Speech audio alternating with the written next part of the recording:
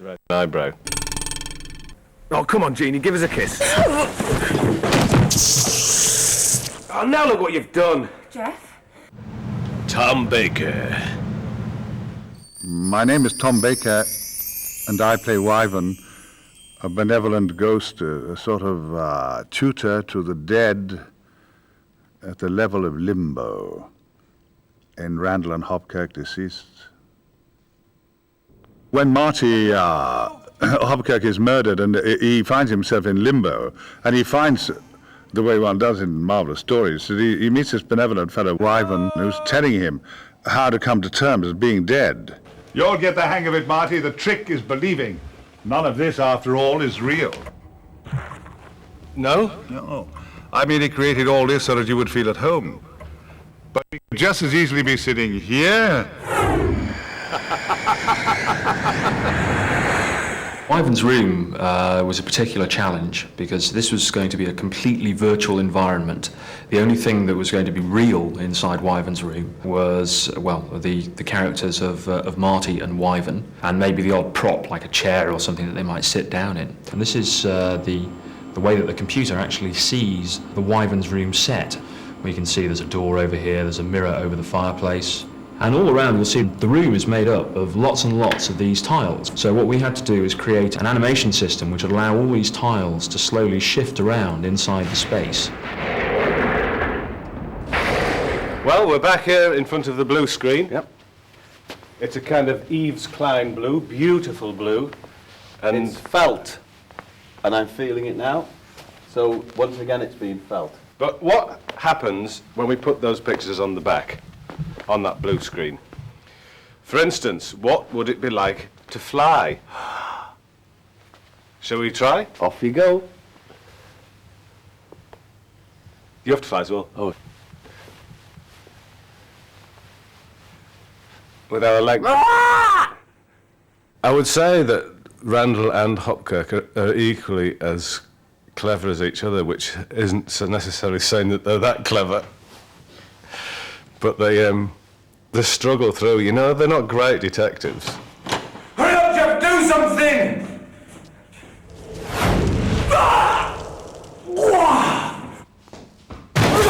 I think most of the cases are solved by very basic methods and a lot of fluke. Well, to cut a long story short, it's Jeff tied to a bed, who's been next door, has been tied up in a kinky sex game. And we have two stuntmen who are prepared to be flattened. And with any luck, this bed with Jeff tied to it should come through and flatten the villain. We will literally fire a bed through the wall. That's how you do it.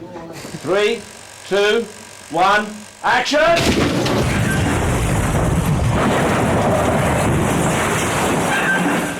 Cut cameras. Done. And Ginger. Yep. Jeff? Gee, hi. Is anyone any good with knots?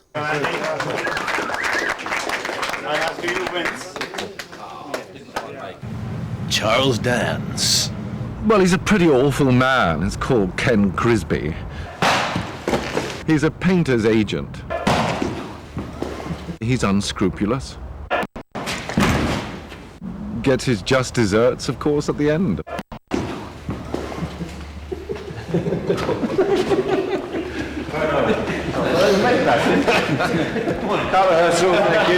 What's it like working with Charles Dance then?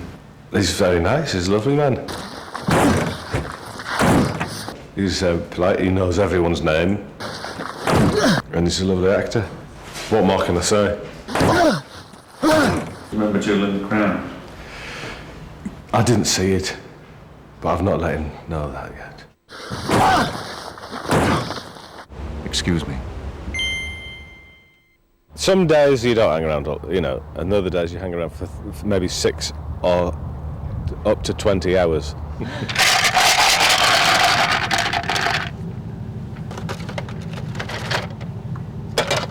Let's play Boggle.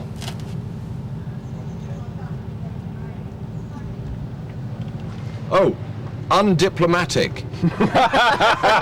Oh, well. Have you got six? I've got 5. No, I'm nowhere. Bathes. B-A-T. We have to let him win because he's starting the show. Quite right. If I don't win, I take a terrible strop. I had Chimera. Paul Whitehouse. I'm Sidney Crebb, and I don't like Hopkirk. I'm going to chase him for all eternity, and I'm going to cut him. All right? I troll around Purgatory, trying to track Hopkirk down, and I terrorise him for a while, with hilarious consequences. Cut. So we were shooting Sidney Crebb on the one stage, walking towards us, and we'd choreographed what he was going to be doing to each particular character as he knocked them out of the way. At the same time, we were on the other stage, and we were shooting the characters that were being hit out of the way.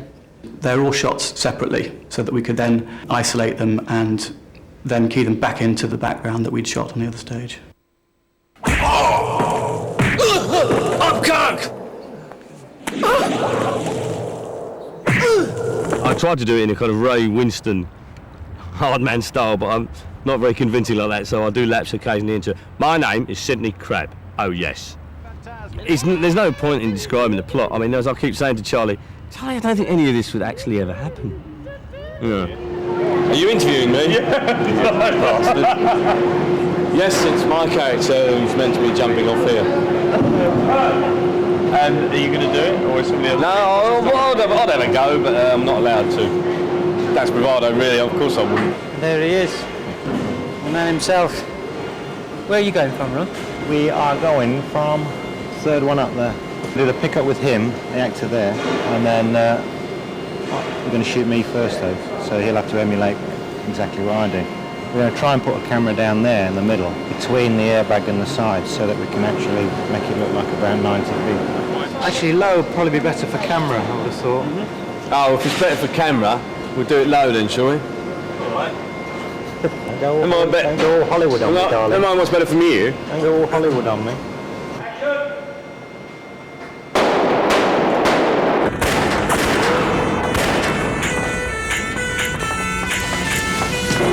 See you later.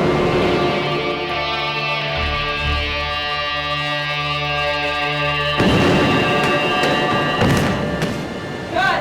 Great. Cameras reloading. Right, we're going to be terrified now by a monster. On the stroll.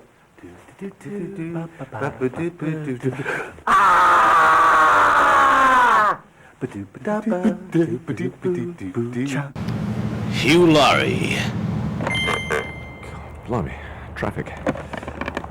Yes, my name is Hugh Laurie, and I am playing a character called Dr. Lawyer. Very splendid name, and probably the best joke I have. I enjoy it very much. For God's sake, Dr. Lawyer, is this any way to run a therapeutic centre? Sorry, I'm so sorry. I'm sorry. Yes. On this one was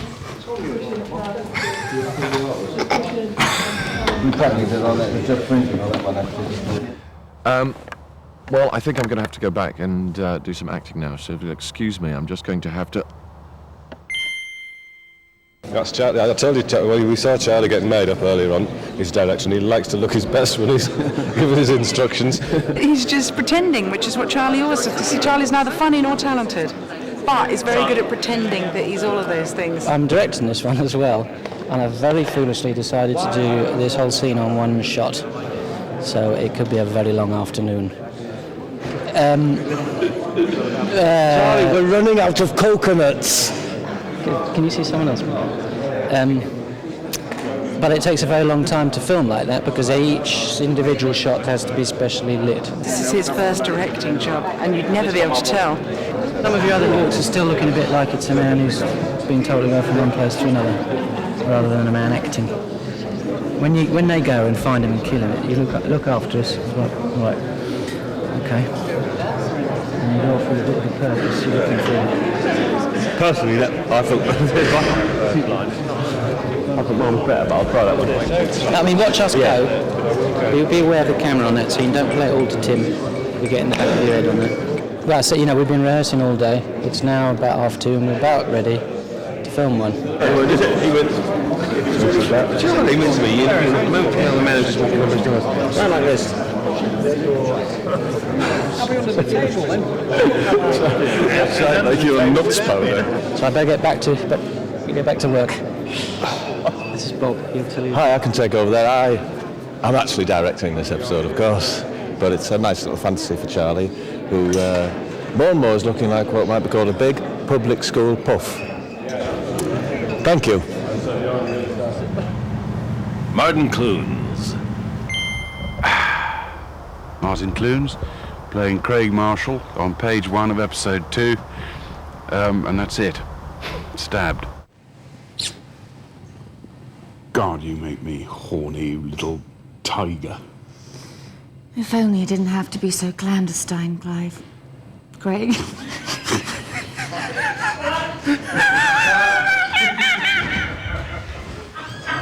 Come on, darling. My elephant gun's loaded and it's ready to go off. Well, I don't see what's wrong with that. Sorry, I've lost my erection. Okay, cut.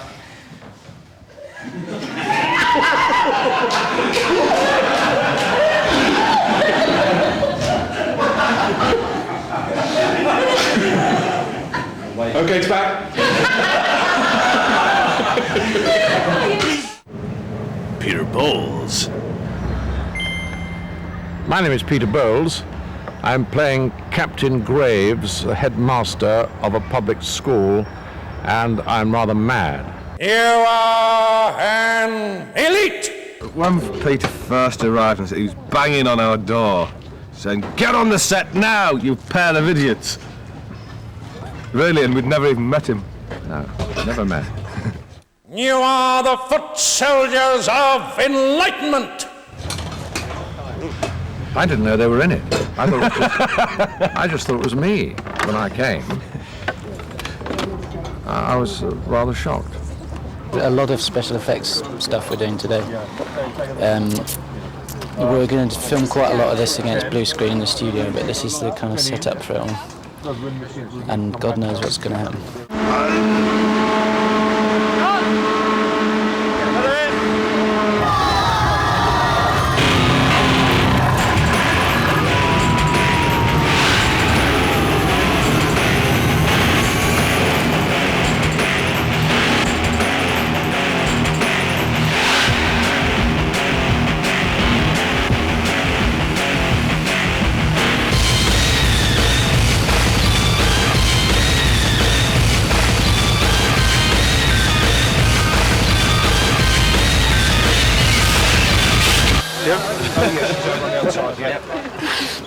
So the helmet, I take it, is a success. Tell you what, Richard, that was scary. It's hocus pocus, Roger. You know, if you're looking for If you're looking for Cannon or Ironside, you know, deep plots like that, then it's more about the Randall Hopkirk is probably more about the people. Don't look for any sort of deep plots into how we unravel mysteries. Are you going to be sad when all of this finishes, as it will? I shall sing when it's finished. No, I've enjoyed it thoroughly, and I look forward to doing the next one. I won't know what to do, will I? This is what I do every day for God knows how many hours. You know, that's one of the pleasures of doing this series is some of the people you're working with. It's a bit intimidating in that it's our first bash at it, and it makes you feel a bit embarrassed when you know you're not as good as these people, and you're kind of just desperately hoping that they're not wishing as soon as they get here that they hadn't come because they're with a couple of amateurs. I don't really think it's my place to pass any opinion on those two tossers. They're, you know, everything you'd imagine they were like. Oh, they're lovely, fabulous, marvellous people. Odd. I simply have no truck with them whatsoever. But they are lovely. They are really nice. Yeah. I mean, they say hello and they come talk to you. Right, they don't speak to anybody. But he's quite funny, the tall guy. He's hysterical. They're nice as well because they're not stuck up. Wheeled out of their enormous caravan 10 to 15 seconds before they have to appear on camera. Everyone I know loves them to pieces, and if I wasn't in this, I'd watch it because I love them as well. I think it's not a bad environment for two chancers like us to do a bit of what you vaguely call acting. It's nice to work with your best mate, isn't it? Well, we hope you enjoyed having a look at those experts from Randall and Hopkirk, Deceased. TV series. Yeah, 1999. Why not come with us backstage? You've just done that, haven't you? Can we go again? Marty Hopkirk, Deceased. Let's take a look. We didn't do that very well, did we?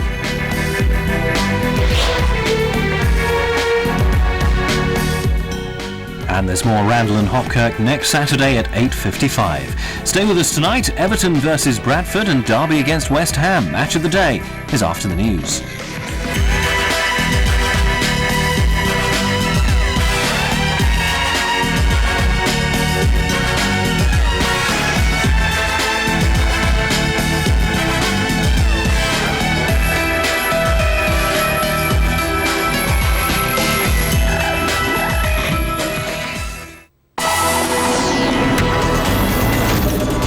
The BBC, finding the best of the nation's talent, whatever it takes. If you're a budding sitcom writer, call BBC Talent on 090 6555 0000 for a brochure. Have you ever noticed? And all these adverts for the BBC, where we show off all the wonderful stars Who've worked for us? given their time And they're not in considerable talent. to this great and noble corporation. Have you ever noticed? There's always one person who doesn't seem quite as famous as all the West. And this time, it's me. Blast. Don't tell me you have a show. Alistair McGowan, serious about comedy. His new series starts Wednesday the 26th of April on BBC One. Let's look forward to that. A lot of sporting records have been broken recently. Courtney Walsh is now the most successful bowler ever. Lothar Matthäus, the most capped footballer. And in our new series, we aim to break a few records of our own, such as world's dirtiest joke, most tasteless knitwear, most damaged reputation, most suspect gesture, and most vulnerable female guest. They Think It's All Over returns in a record-breaking new series. Thursday, 10:20, BBC One. The BBC News and Sport now on BBC One with Nicholas Witchell and Rob Bonnet. One white farmer abducted, others missing, and 100 flee their farms in Zimbabwe. The leader of the black squatters says he can't call off the farm occupations. The fate of Rover cars, BMW says it will consider a new British bid. And snooker's reigning world champion Stephen Hendry knocked out in the first round.